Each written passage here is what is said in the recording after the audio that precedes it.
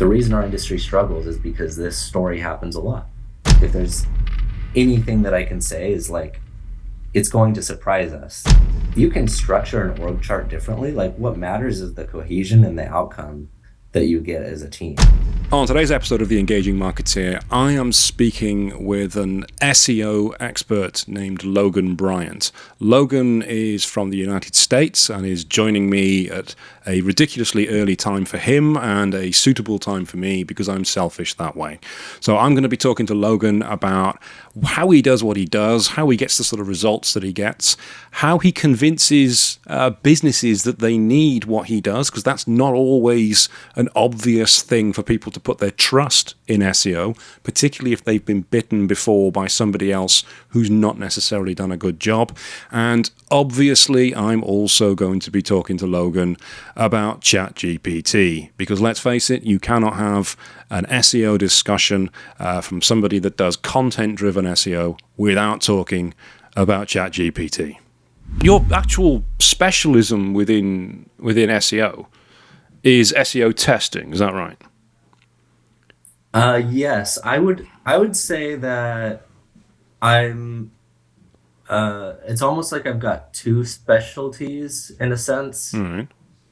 because my background is mainly B2B. So like doing SEO for B2B SaaS companies and building programs as an in-house SEO for B2B SaaS companies. Right. So on the one hand, it's like I'm a well-rounded content-driven SEO. And I know a lot of people say like the popular phrase these days is content-led SEO, right? We hear that a lot. I think it's a great term. I started to think about it more and I got a little bit more specific with it. I was like, I don't like the idea of led, because the word led is a little bit passive voice for me. But when we're building a content program, we're driving it, right? You have, it's an active thing that we're doing to build this content program. And so I thought, what if I just call it content-driven SEO? So I might be the only person saying that. It's a little thing that I have, but I like the idea of thinking of myself as a content-driven SEO professional for B2B SaaS. Then as part of that, I like to test what content is working and what elements of the content is working, because I just found that content in my mind is like the number one most powerful SEO lever that we have. And if we want to get better at it, we have to test and figure out what content works. So that's the angle that I write about a lot is SEO testing, just because I noticed that not too many people are A, doing it, and B, talking about it. And I found a lot of value in my programs with improving rankings and things like that with testing. So yeah, whether you want to think of me as a specialist with B2B SaaS or with SEO testing, I could go either way. SEO testing is just a thing that I built into those B2B programs that I find valuable, and I think more people could do if they have the bandwidth and the resources and so forth to do it. So yeah, you might be the only person calling it content-driven SEO, or you might just be the first person. Everybody needs a trailblazer at some point. You need to start these things for other people to follow. Yeah, I don't know if it'll catch on. It's not necessarily my intention. It's just more like I like to think of myself as like, I just like the word better. I like it. I like it. Yeah. Rather than like having the content lead the program, we're leading the content. We're driving the content. Exactly. No, you're right. Content-led is passive. Content-driven. It puts the emphasis on you and the content. What sort of processes do you use for testing? Because when most SEOs do something, they tend to sort of experiment as they're doing it, and there's no real checking what's going to work until after they've done it and found out it's either worked or it hasn't worked. What are your processes for that? Well, that's the cool thing. In my mind, that is testing. So, I may have actually spoken out of turn when I said not enough SEOs are testing, because actually a lot of SEOs probably are testing. They're just not thinking of their work as testing. I started thinking about the word I guess I'm getting really into semantics here, but I started thinking about the word optimization and like what our roles are. We're always talking about like, can you optimize this blog post? Can you optimize this article? And optimization, the word implies that whatever it is, whatever activity we're doing is going to make it better. It Mm. implies a certainty of the outcome. Uh, but in reality, a lot of the things that we do are tests, even if we're not thinking of them as tests. It's like, hey, optimize this blog post, or hey, optimize these meta tags, or whatever it might be. So we think of our work as always having a positive outcome, but it doesn't always happen. So most of us, if at least if you're worth your salt, you're going to be measuring your work to Mm. some degree, and that act of having a hypothesis of what might work in marketing, doing it, and measuring it down the road, that's testing, but we call it optimization sometimes.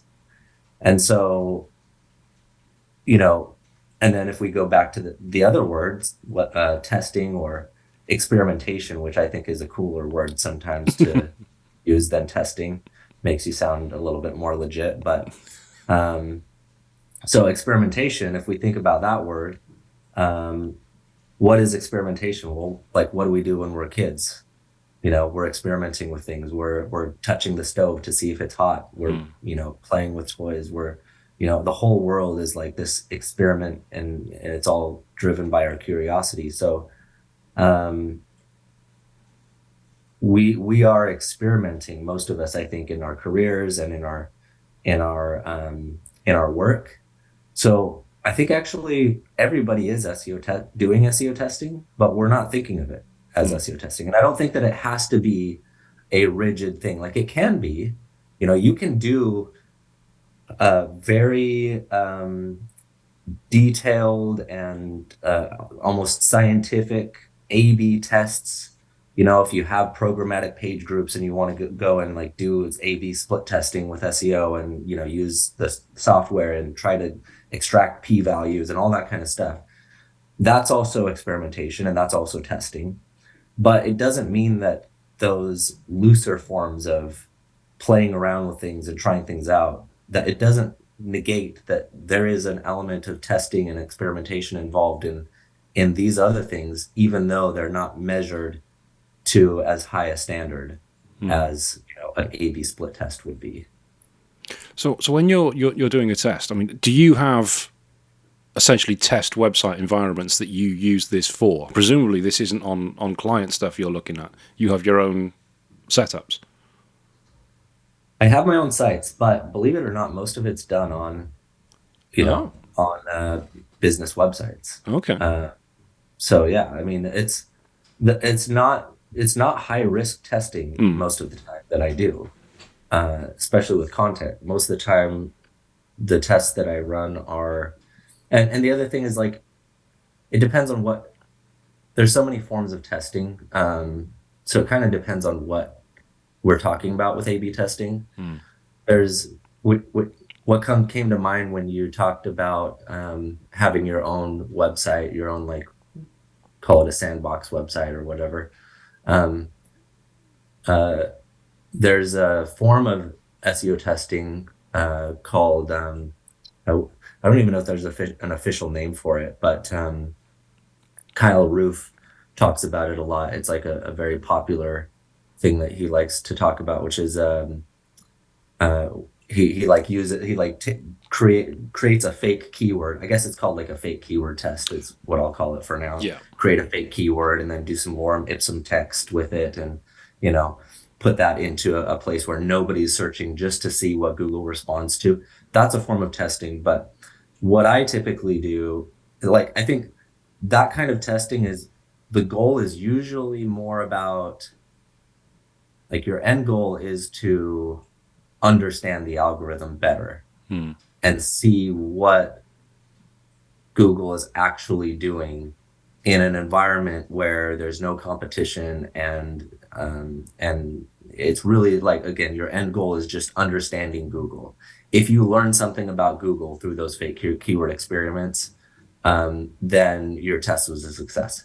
Whereas you're not driving traffic through those tests because it's not even on your site. It's so the testing that I'm usually lean more into is performance related. Because my goal with SEO tests is to drive traffic and rankings and Mm. hopefully leads and bottom of funnel revenue and things like that. So um, but typically I start with like traffic and rankings because it's very difficult to measure ROI or or lead pipeline or anything like that. So um, if traffic and rankings and click-through rates are the goal for the types of tests that I run, then you want to run it on client websites, or if you're an in-house, you want to run it on your business's website because A, you're trying to drive performance. B, you're in positions where you can do it. Mm. Like you have to actually have the data there to do it rather than like a sandbox website where there is no data. So yeah, that's usually the goal for the type of testing that I do most of my work in. Okay. And you mentioned in terms of obviously measuring the success is crucial because you have to measure everything for it to work. Is it typically rankings and traffic that you're measuring, or are there other aspects that you're measuring as well? Typically, it's rankings and traffic and click-through rates. Click Those through are the rates. three that I usually go to as leading indicators of success for the tests that I run. Yeah. Mm. And it sort of depends. Whichever it's so strange because my goals can sometimes my primary goal is a ranking, sometimes it's traffic. Mm. And to explain why, I'll just use title tests as an example. It's the most common one people think about with SEO testing. It's definitely not the only thing you can test. You can test other elements of the page. Um, uh, but titles is like the most simplistic way to think about SEO testing. So if you're doing a title test, then let's say that your page is ranking, I don't know, position 57, right?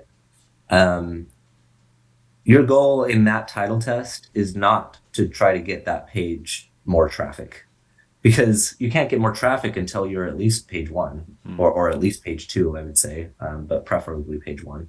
So if you're ranking 57 and you change the title tag, then your goal is rankings. Whereas if you are already ranking in position 9 and you want to get to the top 3 and you do a title test, in that case, you might actually get more value out of, yeah, you might still want to look at rankings like, hey, I'm in position 9 and I want to get higher, Mm. but you also want to check your click-through rate and your traffic. I mean, typically, if you do rank higher, you're going to get better click-through rates and traffic. Or let's say that you have a page that's already page one. Maybe it's number one, and now you can't rank higher. So your goal is going to change from rankings to click-through rates or overall clicks, right? So the goal can change, but typically it's in that mix of the GSC data, rankings, clicks, to some extent impressions, although we obviously care less about impressions from a performance standpoint, but they can still be informative. So Mm. And of course, once you've got the number one ranking and you're getting the traffic, it then moves on to the conversions because you can have a page of copy that isn't converting compared to a page of copy that is converting. that, yes, if um, I'll credit Will Critchlow. He wrote a really interesting article about full funnel testing. Mm. Well, I think he wrote a few of them, but he talks about full funnel testing where you do like SEO testing. There's like a matrix of like doing SEO tests and conversion rate optimization, like your actual you know what RIP Google optimize now, but your conversion rate optimization tests after they land there. So yeah, you can definitely switch from the SEO testing to the actual CRO or experimentation, like web experimentation type of testing to improve conversion rates after they've landed. Mm. And I do uh, in B2B SaaS, that is something that I find is a big part of my work is I guess I'm sort of a quasi CRO specialist. I'm not, there are pure CRO experts out there, but CRO ends up falling in my lap as a B2B SaaS marketer because it is my job to drive leads. And if we don't have somebody dedicated to CRO, which is the case in most of the companies sizes that I work with, it does fall on me to do some actual CRO experimentation and change, that goal. If you have the traffic, now you do want to try to convert that traffic. So Mm. it's absolutely great. And to be honest, over the years I've been involved in the industry, that's often where most businesses fall down. They'll have Mhm. somebody do SEO for them, and the SEO will consider it, well, it's my job to get them more traffic and more rankings. That's it. Mhm. And they'll get more traffic and they'll get more rankings, and that's the SEO's job done.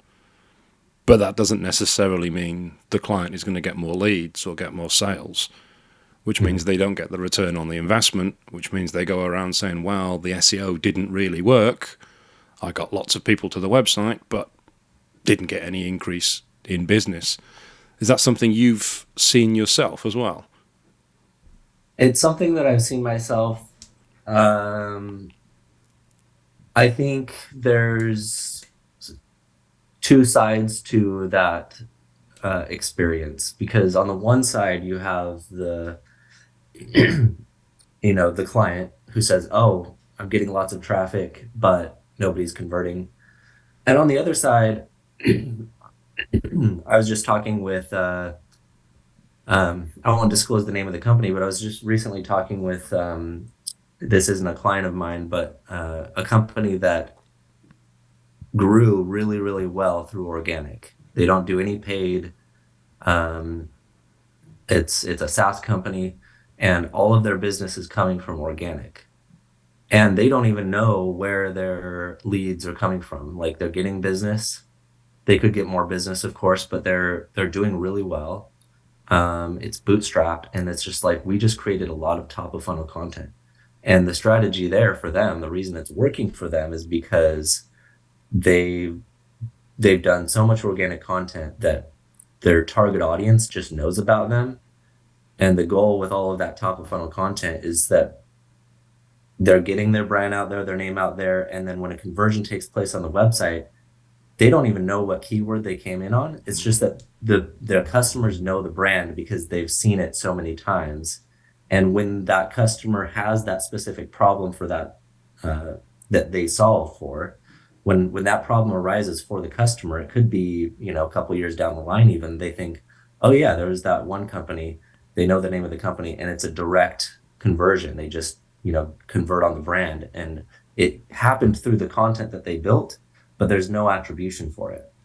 And that's something that I think is like also important if you're in that situation where a client's like, well, we don't see the value in it. It's like, well, this isn't paid search.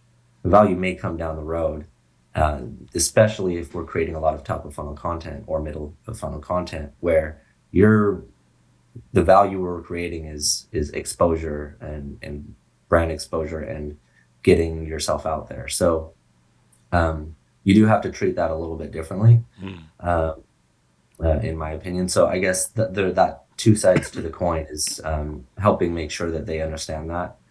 Um, but at the same time, we can drive bottom of funnel traffic. We can, I do put a lot of my time into bottom of funnel keywords in these SaaS programs that I build. And my goal is usually to start with the bottom of funnel. And it does work. You can do SEO and you can add CRO to that program, and you can focus on the bottom of the funnel if the goal is to drive leads, sales, uh, product cart checkouts, Mm. or whatever, whatever conversion point you have on your website. So it can be done. That actual kind of direct response type of SEO program can be built, but typically we do still have to expect that a lot of what we're doing here is going to be top and middle of funnel. Even if we do have bottom of funnel stuff, that's not the only thing we can do. So I think there's probably just a gap in understanding with a lot of clients or Mm. business owners that just don't understand the data or the way that web traffic works. Um, so it's hard for them to see the value sometimes, but there's value there, I would say. That's an interesting point. You talked about attribution. Of course, that's always been a problem in our industry. Is where do you how do you attribute the actual sale to SEO? And I've heard before, and I think I agree with it. It's one of those things I'm not sure that SEO shouldn't really be considered marketing. It's brand awareness. Because if you're doing good SEO, people are seeing you. It's getting your brand out there. It shouldn't even come out of the marketing budget. That's just something contentious I thought I'd throw out there. I don't know what you think about that. Yeah, I mean, I think that's just a personal preference thing. I mean, whoever kind of came up with that, I think they have a point. So I like it, but it is contentious. Yeah, for sure. I think they have a point, and I think that's just in my mind. It's kind of like the same types of org org chart questions a lot of companies have when they're structuring their org chart. Should we put SEO on this team or that team? Should it be under demand gen, or should it be part of the branding team or something like that? So like you can you can structure an org chart differently. Like what matters is the cohesion and the outcome that you get as a team. So if you ask me, whichever budget it comes from, I care more about, am I working for a team that's cohesive? Are we moving in a positive direction with our data and with our company and our team and everything? And do my leaders value me and accept me and understand the value of SEO? At the end of the day, that's probably the most important thing in your career. Are you working for people who get what you're doing and are invested and supportive of your work? And that's sometimes hard to find, but I guess it's a roundabout way of me saying I think that person has a valid point. I would still personally put SEO under marketing, because even branding is marketing, even if it is top of funnel. Like it's a full funnel process, so all of it is marketing to me. But if you're building your own team and you choose that you want to segment the two and put it in a different mental category, that's okay. It's just a mental category. The only purpose of those categories and those org charts is to drive progress. And if you can separate it out and put it under a different budget, but you're still driving progress, I've got no problem with that. Again, you mentioned then about working for people and working with people that appreciate it and understand it. Obviously, that's important, whether you're working in an environment where you're in-house or whether you're working with clients. You want to know that the people you're working with and you're trying to help get what you're doing, understand it and believe in it. How do you perhaps convince people who aren't so sure of the value of SEO and the power that it's got? Yeah, so the first thing that comes to mind for me is that you do have to pick your battles. And anytime somebody doesn't understand the value of something, you do have to be aware that there's always a possibility that your arguments or plan of swaying them to the other side, making them a believer, you have to understand that that may not always happen. Um, Not everybody's going to be a believer. Not everybody's going to buy in. It's not going to click for everybody. Even if you're a really persuasive, you know, communicator, even if you've got the data behind your proposal for that person or whatever it is, you're like, I've got all the data to back me up. And I've been in that situation. It is so frustrating, especially as an in-house SEO, where it's like you have to convince your internal team who has all the decision-making power. And you're like, I'm seeing all this great opportunity. I know we could drive business if we do this. And you get really, really excited and then really disappointed when it doesn't go anywhere. So you could be the most persuasive person, but not everybody's going to be swayed. So that's the first thing that comes to mind. Now, what your job is to do bring forward the best proposal and the best arguments and the best information that you possibly can to help the business. And then it's up to them if they bite on that. But there's going to also be a lot of people who are kind of, maybe they're on the fence. They're like, I think it might work. I don't know if it'll work. Or maybe they're a naysayer, but they're like a mild naysayer. Like, yeah, I heard my buddy, my buddy's company hired an SEO agency and they did a crap job. So I don't really believe in SEO, Mm. but they haven't totally closed their mind off to it. They're like, it's just an anecdotal thing that's causing them to. So if you can pinpoint um, why they're a naysayer or why they're not bought in, that's the first thing that you got to do is pinpoint why is it, because it might just be something that you can easily overcome. And then the second thing is figure out how to overcome it. So a lot of people can be swayed, but we also have to keep in mind that it's not, we shouldn't feel bad if we fail to persuade somebody. And that's why I kind of led with that, is because there are some people who just, not everybody has an open mind. Yeah. And if you've done your best and it fails, it may be that person's fault and not so much your fault as an SEO. You shouldn't feel like you had a shortcoming. You might just be talking to the wrong people. And now maybe you need to go find other people who are the right people to talk to. Mm. I mean, you said there in your example that somebody saying that their buddy's company had hired an SEO who did a crap job. That's something we see a lot of, where genuinely people have used someone for SEO and they have done a terrible job.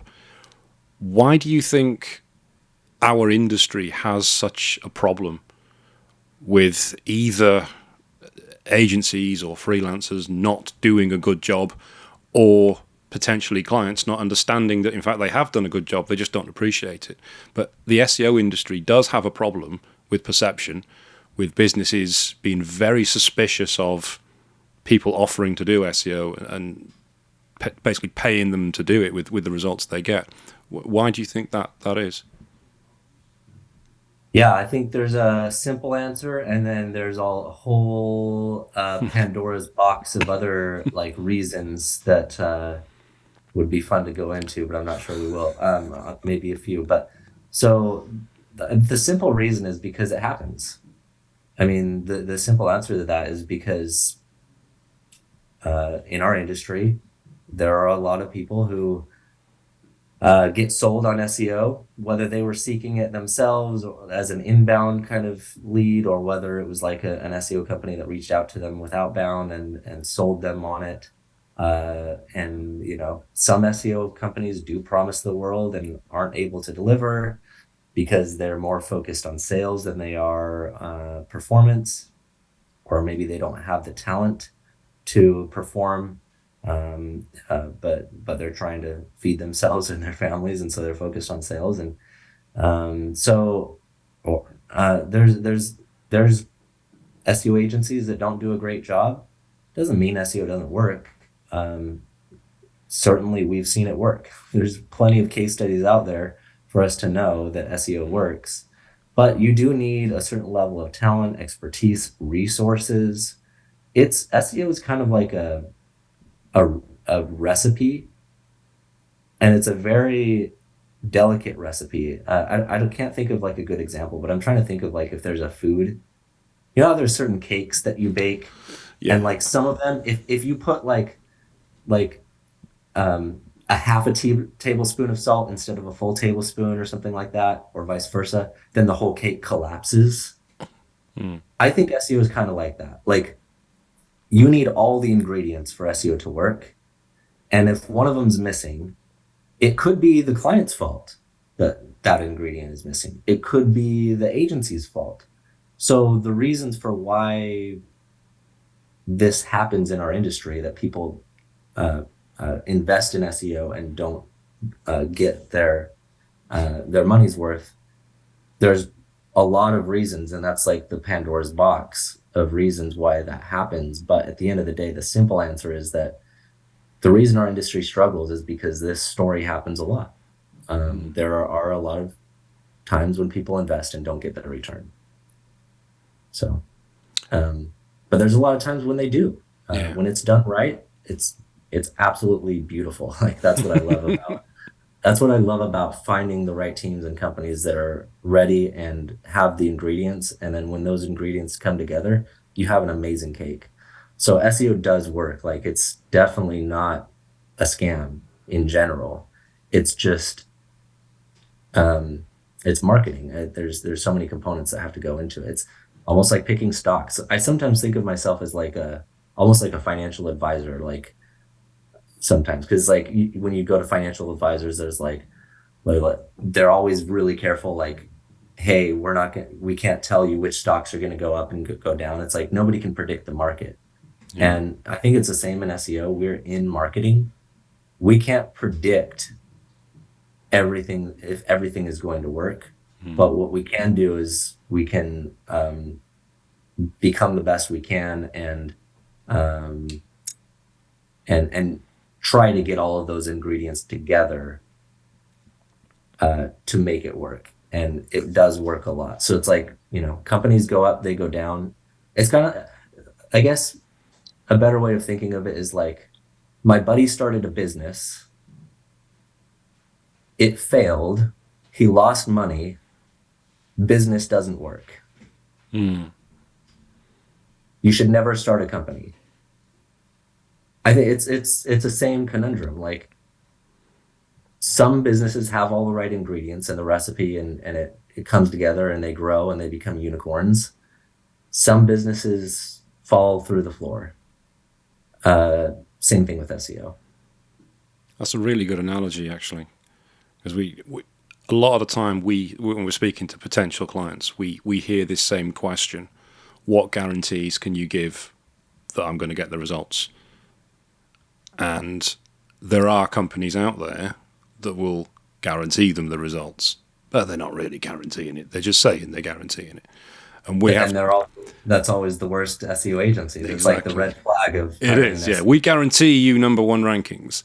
You can't do that. You can't do that. And we had this conversation just last week where we had to explain that an SEO company cannot guarantee this. Anyone that's offering you a guarantee of this, they're making it up.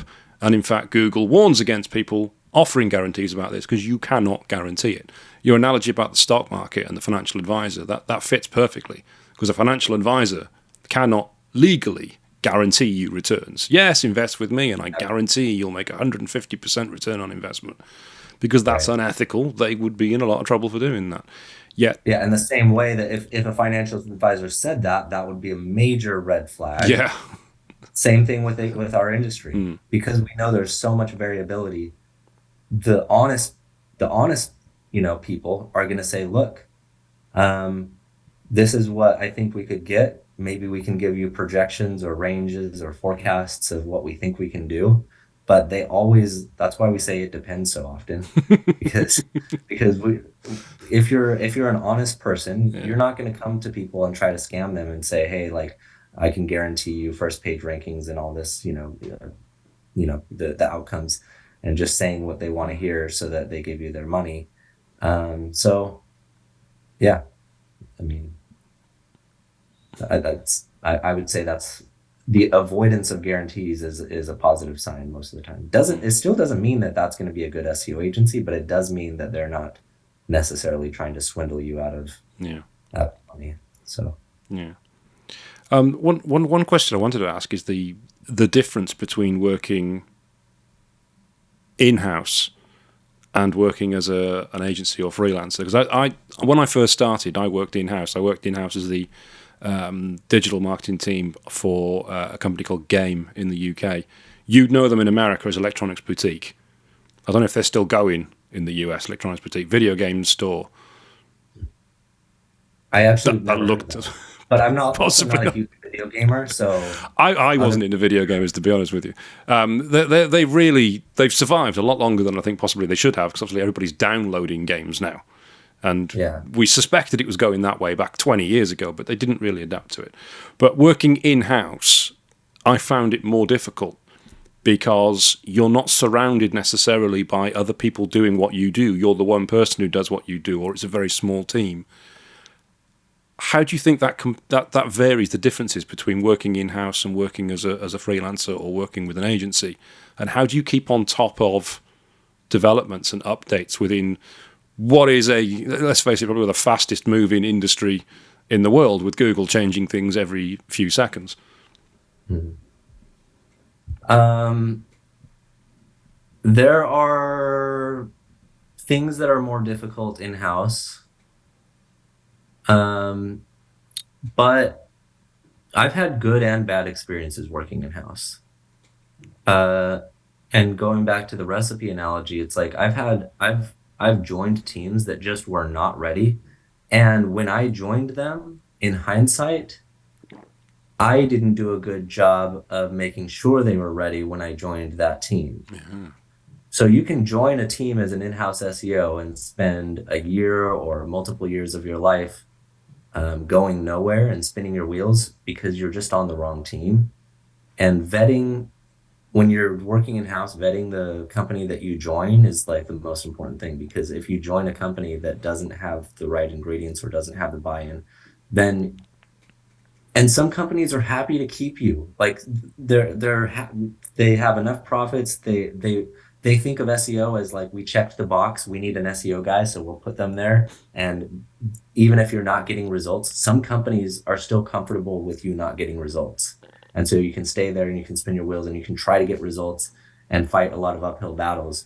But if once I went through those lessons and I joined companies that weren't ready and saw why, like I had to learn the lessons for why they weren't ready, or what things to look for to join a company that is ready, then I knew what questions to ask in the interviews, and I could figure out, okay, now I need to vet where I go better. And when when I guess, to the recipe analogy, when I joined Tipalti, that was like the best recipe I could ask for as an in-house SEO. So that was not difficult. Like, to answer your question about like difficult experiences, was it difficult in the sense of like, I had to work hard? Yeah, I had to work hard, but it wasn't difficult in the sense of like, the reason it wasn't difficult and it was actually on the enjoyable side and the exciting side of in-house SEO is because I had the right ingredients, I had resources, buy-in, I had a playground. It became an SEO playground at Tipalti because things were working and it was exciting and we saw a lot of success. So when it's working, it doesn't feel that difficult other than you're still working hard. Um, but there's enough excitement in there that I enjoyed my job. Um, but back to, so with between agency though, and I guess to your point, like things are changing quickly. You're not always surrounded by other people. You have to be the expert. It works better when you become the expert first. Like, I wouldn't recommend anybody be an in-house SEO as their first SEO job. You're going to be so lost. You're not going to have those people to feed off of, those mentors and colleagues surrounding you and making you better at your job. Agencies are an amazing place for young talent to uh, get immersed with other people and mingle and soak in information, keep on top of trends and all that kind of stuff, like you mentioned. Um, but once I learned most of the things that I needed, and there's still a lot I got to learn, but once I learned most of the things that I needed, it's like, even though there's a lot of changes, at the end of the day, content is still what drives most of the performance. That's not to undervalue technical SEO or outreach and kind of off-page SEO. Those things still drive a lot of performance, but as an in-house SEO, especially in B2B SaaS, now I should caveat, technical SEO can be really powerful for certain companies that are more like, if they're building single page applications or doing a programmatic strategy or like custom CMS work. So all of that stuff is important. But when we're talking about what's going to drive traffic through the funnel down to a conversion, um, you have to do like content is the thing. So once I understood how to prioritize which activities make the most impact, then those things don't change as rapidly. So if you can build the processes and know which processes and which resources you need and know how to maneuver as an in-house SEO, I don't really sometimes I miss working with other SEOs, but I don't really feel like I'm not going to be successful, because even if things change, most likely if I do good with the content, we're still going to be all right. So I don't have to be, I think sometimes we're just too reactive, Hmm. quite honestly. And I think that's actually a downfall that can happen if you are in the agency world, or if you're, because so many things have to be reactive as an agency. Like that's how you live, in reaction mode. Client needs something, they have a question, you Yeah. you have to do that, right?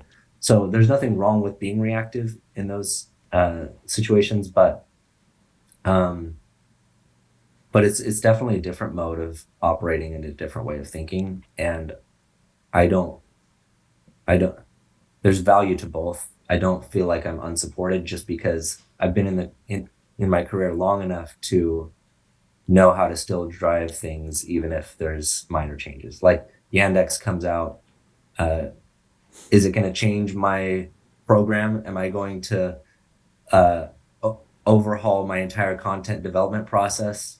No. Is it interesting? Yeah, it's good to know about these updates. Can we learn things? Absolutely, from these kinds of things. Uh, but what drives performance is really what I care about most. And those things, it's almost like first principles, they don't always change that rapidly.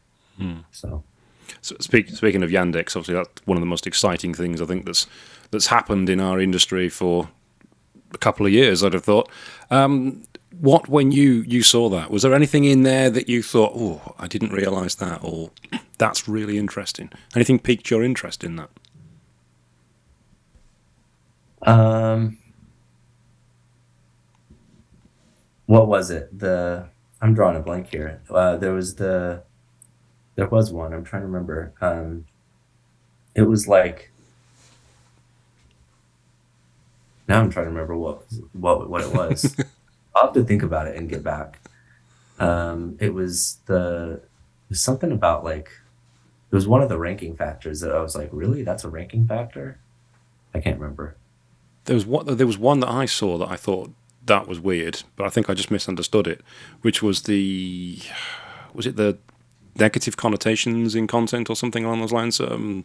Pessimistic content, I think it was. Oh, I saw that and I was like kind of surprised, but when I thought about it, I was like, oh, that actually kind of makes sense. Hmm. You know, like content, when you're reading a piece of content, it's like it's almost like meeting somebody. And if you have a pessimistic outlook to life and you meet a friend and they're like always complaining about how bad their day was or what Yeah, happened to them 10 years ago, then it's like it's not a pleasant experience. yeah. You're not going to So want when I to saw not that, going to I want to was run like, into them again. So yeah, yeah. So when I saw that, I was like, oh, that actually kind of makes sense.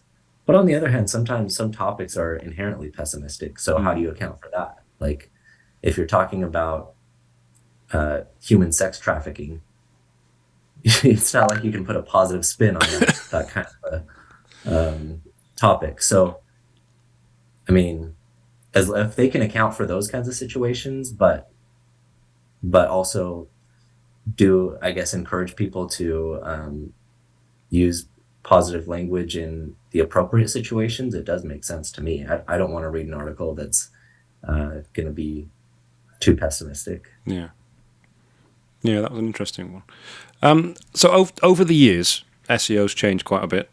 There've been a few things that have come out that have caused waves in the SEO world. What do you think, in your opinion, has been the biggest change, say, over the past 10 years that you've seen? Easily chat GPT. I know everybody's talking about it, but I can't think of anything else We've got a that chat GBT swear jar in this office. Every time somebody mentions it, put a pound in. I know it's like it's so tiring hearing about it over and over again, but at the same time, it's like, how can you not? It's like everybody compares it to when the internet came out, and it's Well, like I think that's a good analogy. Like it is going to change not just our industry, but our world, I believe. How it will change it, I'm not here. I don't care to speculate, but I do think it's like the biggest change uh, that has happened in the last 10 years for sure. And as you're in content-driven SEO, not content-led, how do you think it's going to affect you? And is it a risk? This is where the speculation comes in.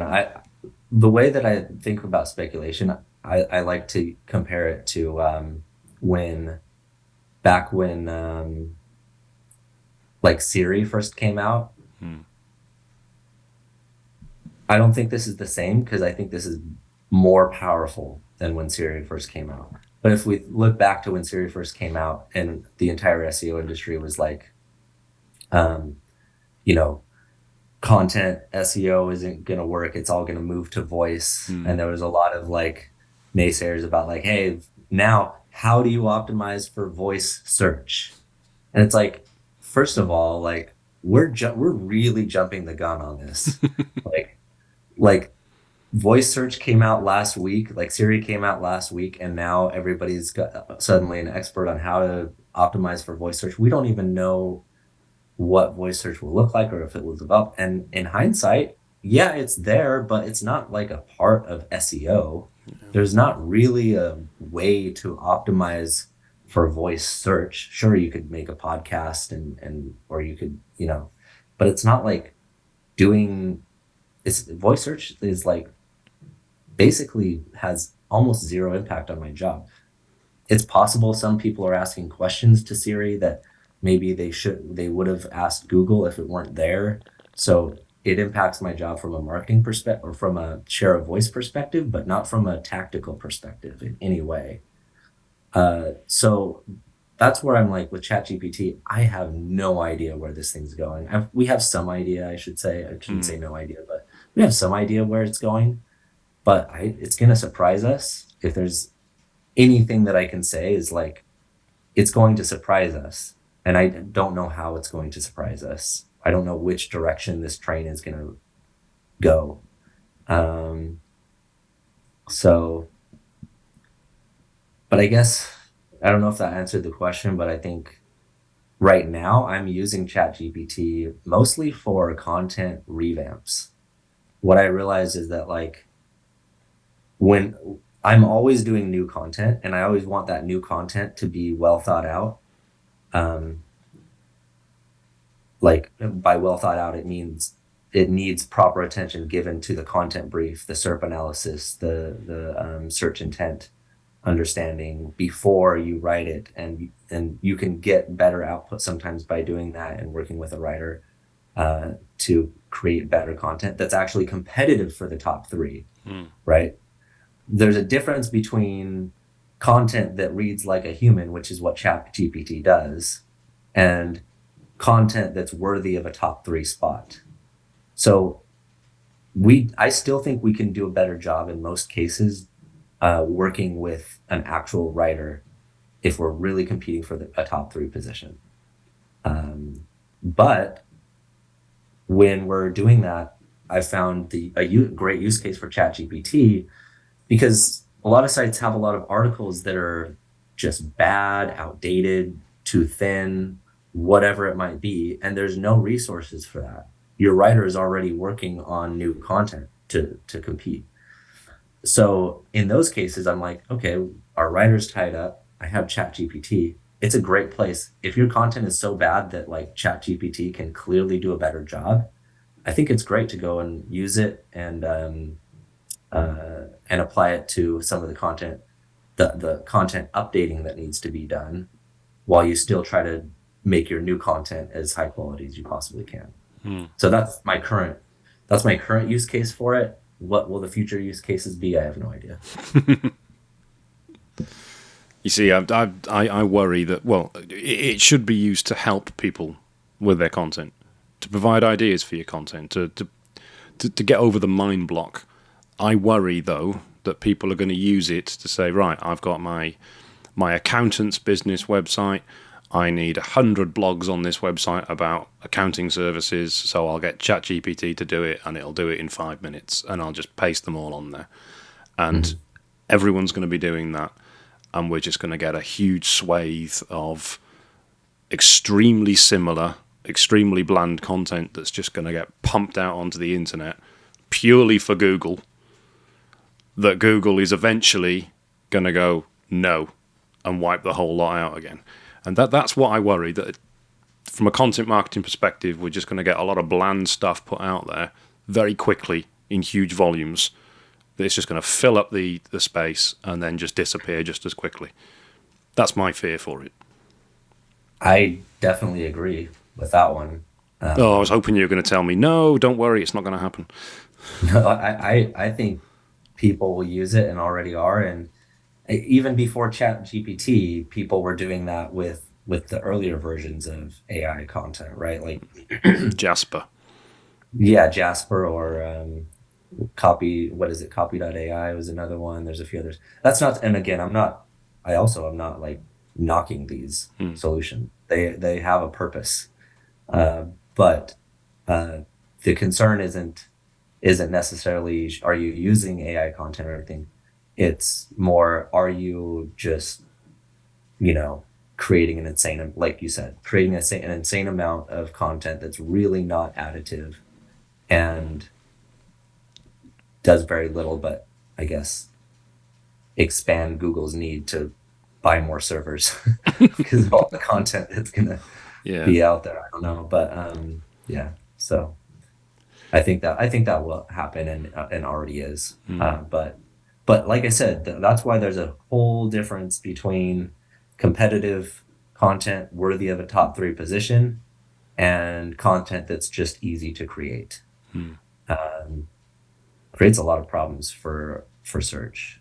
By problems, I don't necessarily mean bad problems, but creates a lot of problems of like, how does Google reward better content? I mean, there's just so many implications that it has. We could go one by one with each, but probably won't have time. So, yeah, I don't know.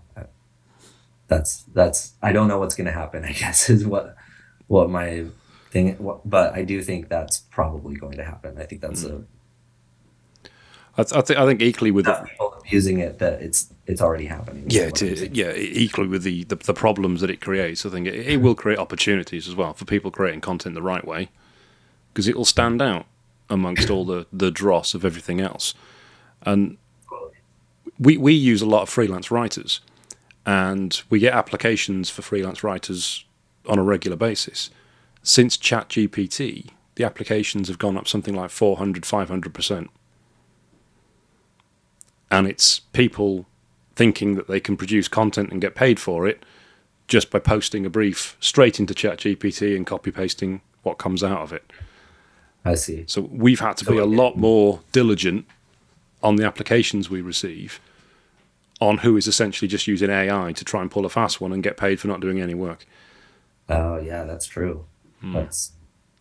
Yeah. I haven't had to, because I'm not an agency, that hasn't become a problem for me yet, but absolutely. I think that's a problem for our industry. It's already a thing that people can just go do and call themselves a freelance writer and be super efficient, cranking out 200 articles a day with various companies as their freelance writer, just making a big hustle out of it. So yeah, because of course the grammar is perfect, the spelling is perfect, you can't fault it. But that's one of the giveaways. In fact, it's too perfect. Even the best writers will make typos, but ChatGPT won't. So you can identify if you've got a 500-word article that's absolutely flawless, and it's done by somebody who wants to get paid a few bucks for writing the article. Chances are, it wasn't written by a human. Yeah, and I've seen a few AI checkers out there. I haven't had to use them yet. We've used them. Yeah, they're good. They're good. But it's got to still be a huge pain. It's like now we have this extra step of like, okay, when a piece of content comes in, now we have to use an AI checker every time. Where in the past you just didn't have to have that extra step. Well, interestingly, and I hope I'm not giving stuff away to people who want to try and pull fast ones here. It's come back down to what you said right at the beginning. about content-led SEO being passive and content-driven SEO as being, what's the opposite of passive? Active. Active. That's the word. Thank you. Active. A lot of AI content is passive by nature. It's just how it appears to be structured. So they won't say anything definitive. They'll say things like, lots of people say this is the case, but other people say this is the case. Passive content. So that's another one of the ways you can tell. Totally.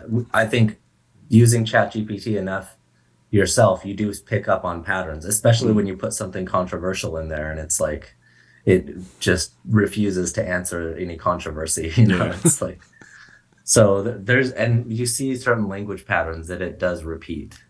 So I've noticed sometimes it speaks in the same way. Yeah, because we got a lot of these applications through at the same time, and we could see, I think it was like 3 or 4 of them came through back to back, and because they're given the same sample brief to test the writing skills, the final paragraph started exactly the same way in all 4 of them. Yeah, that's a heck of a coincidence. With maybe a few word changes, but still, it's like the same. It's the same paragraph, just written slightly differently in each one, and you're like, okay, this looks like ChatGPT wrote it. Exactly. Yeah. The first 6 words, I think, of the last paragraph were identical.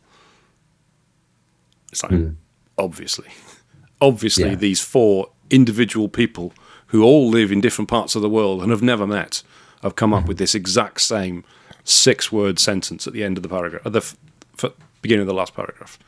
Yeah. Giveaway sign. Totally. I see that. Right. Amazingly, we're out of time. Awesome. Well, we're out of time. So as a final thing, if somebody wants to get in touch with you, if they want to chat to you about SEO testing or about anything to do with SEO, or if they want to have you on a podcast or have you do testing for them, do work for them, what's the best way somebody can get in touch with you? I would say the first way, there's my website, loganbryant.com. There's on my Twitter handle, Logan's Notions, at Logan's Notions, if they're on Twitter. I do a lot more on LinkedIn than Twitter personally, so you can connect with me on LinkedIn. Probably just a search for my name. Luckily, I'm not John Smith, so I have a name that's easy to find. So Logan Bryant. So if you connect with me on LinkedIn, Twitter, or through my website, you can reach me pretty easily. Excellent. I will put all of those links below the podcast. So anybody watching this on YouTube or listening on iTunes or Spotify, in the description, you'll find all of those links for Logan if you want to get in touch with Logan. So thank you very much, Logan. It's been an absolute pleasure. I feel like I've learnt more speaking to you now. Oh, I hope so. I mean, creating value is what it's all about. So hopefully that was helpful for people, and encourage people. I want to encourage people to do more testing, or at least think of what they already do as testing, and improve their testing abilities. So it's exciting to me, and I appreciate you having me on. Excellent. Thank you very much.